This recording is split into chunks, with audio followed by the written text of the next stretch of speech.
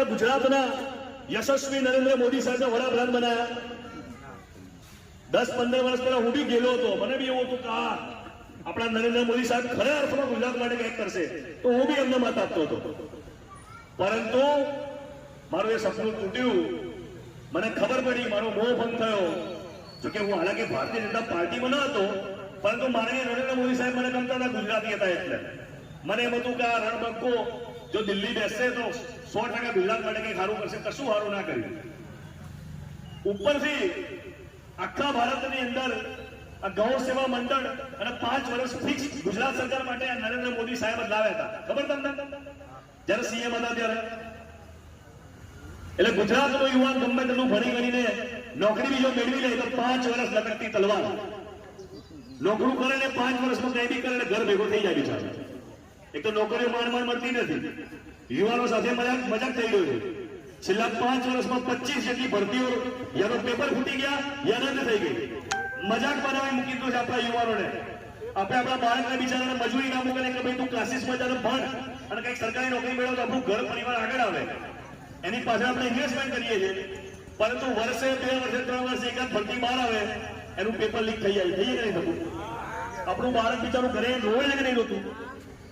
શું આવું ગુજરાત આપણને જોઈએ છે? આ ગુજરાતની અંદર ભણતા બાળકો ખુશ નથી, માંડ ભણી ગણીને નોકરી મેળવવા માંગતા યુવાનો ખુશ નથી, ઘર ચલાવનાર માતાઓ ખુશ નથી, કાળી મજૂરી કરીને ઘર પરિવાર માટે જવાબદારી નિભાવનાર પુરુષો ખુશ નથી, વડીલો આ ગુજરાતની અંદર સિનિયર સિટીઝન માટે શું યોજનાઓ છે, શું સેવાઓ છે, મને કહો।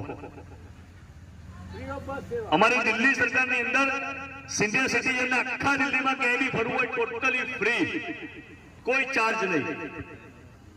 બહેનોને ક્યાંય બી ફરવું હોય કોઈ બી સરકારી ટ્રાન્સપોર્ટેશનમાં ટોટલી ફ્રી, કોઈ બી ઉંમરના બહેનો હોય। આ બધું અમે અમારા ઘરની તિજોરીમાંથી નથી નતા કરતા, દિલ્હીની પ્રજા જે ટેક્સ આપતી હતી એ ટેક્સના નાણાંમાંથી જ અમે આ સુવિધાઓ આપી શકતા હતા।